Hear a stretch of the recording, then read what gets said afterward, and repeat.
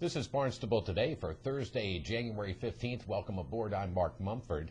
And just a quick reminder that all the meetings we cover are available at your convenience on demand at the town's website, town.barnstable.ma.us. The Barnstable Police want some help in trying to keep stolen merchandise from being sold here in town. That's our focus today. Thanks for joining us. I'm Kevin Friel. The topic surfaced at this week's meeting of the Barnstable Licensing Authority as they looked into proposed rewording of the so-called junk dealers regulations. The version now being proposed by the police was developed after studying the approach of other municipalities in the Commonwealth.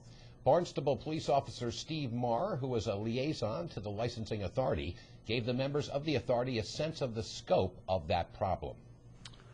We went through 2006, 2007, and 2008, and basically over that 3-year period, as you can see from the slide, anywhere from 1,400 to 1,700 breaking and enterings and larcenies occurred within the town of Barnstable.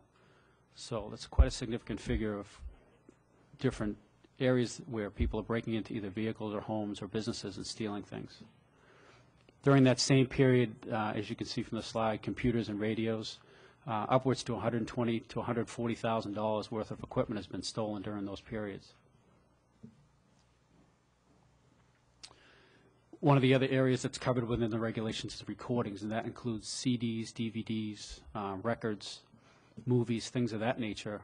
And as you can see from the slide, it's steadily increasing in the amount of theft that's occurring within the town. Also within the regulation are tools, and the tools include hand tools, power tools, things of that nature.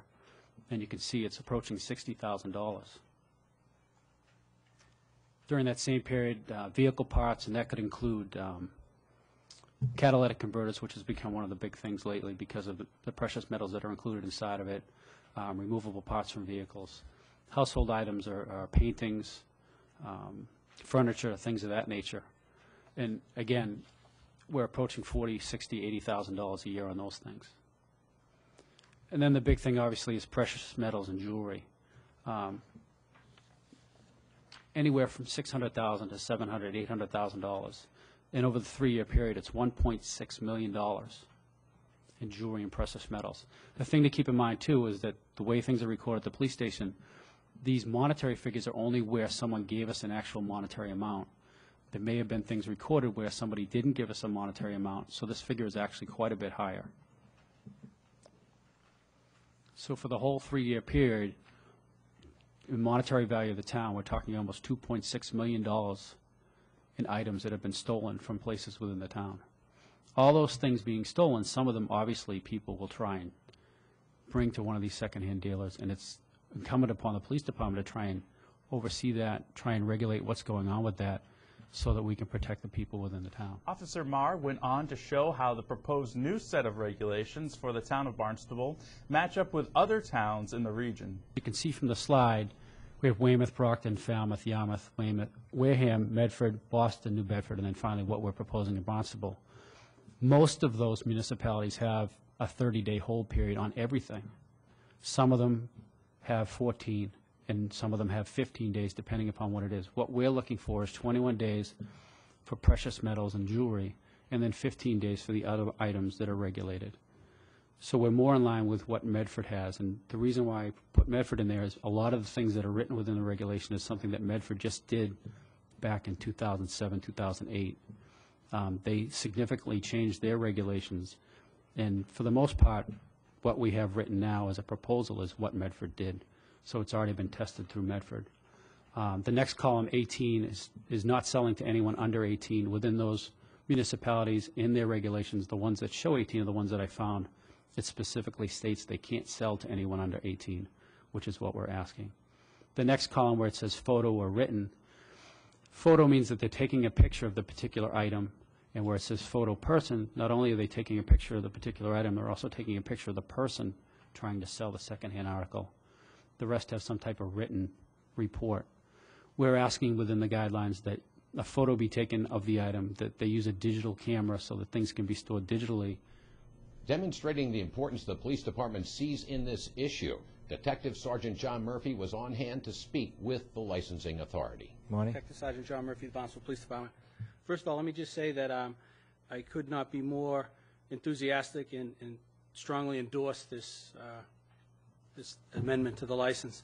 Not to change the subject a little bit, but I remember this board heard something a little while back on the closing from 1 to 3 as a public safety issue.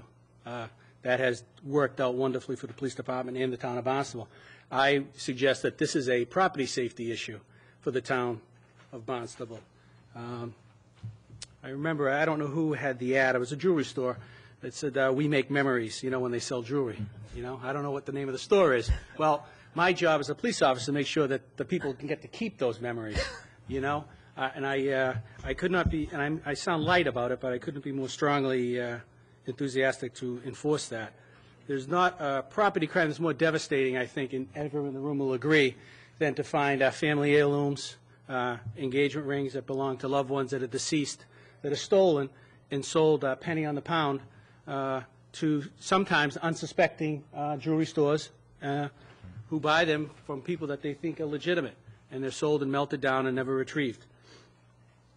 I think this proposed change, although it may require dealers in town, or secondhand junk dealers, to do more work, I think it's an insurance policy. By making stricter regulations, it's going to ensure that these people that are selling this stuff are selling it legitimately. With the onset of OxyContin and Percocet problem in this town, this community, and all over the country, you're seeing people stealing jewelry from family members, from stores, from different places, and they don't look like your typical, I guess, person that's addicted to heroin that comes in and they're dressed disheveled, and they're coming in, they look like legitimate, upstanding people, and they're selling items in very convincing fashion that this is who I am and this is what I'm selling. Wanting to check out some of the nuances and wording in the proposed regulations, the licensing authority continued that matter to their meeting scheduled for February 2nd. However, Edith DeVinnis of the Trade Secret Antiques in Osterville had one additional concern to share with the authority. My name is Edith DeVinnis, and I own Trade Secret Antiques over in Osterville. And we specialize in decorative furnishings for the home and garden. And I'm really not addressing anything in regards to the proposal here. What I would like to suggest is maybe a change of the license title that we carry as quote-unquote junk dealers. That would take us changing statute. That's the problem. We've looked into that. It can't be changed to secondhand. Well, you'd have to amend the state statute, which clearly defines these licenses as junk dealers. So the amendment to the state, so you need to talk to your state legislature. Because, of course, having to have this visible right near our desk, Junk. And when clients see it, customers see it's just offensive. It really is. I mean, nothing against junk dealers, but we're in a whole different category. We've discussed this in the past, that perhaps secondhand articles are clearly defined, not junk. Okay. I just had to make my statement. Thank you. Thank you.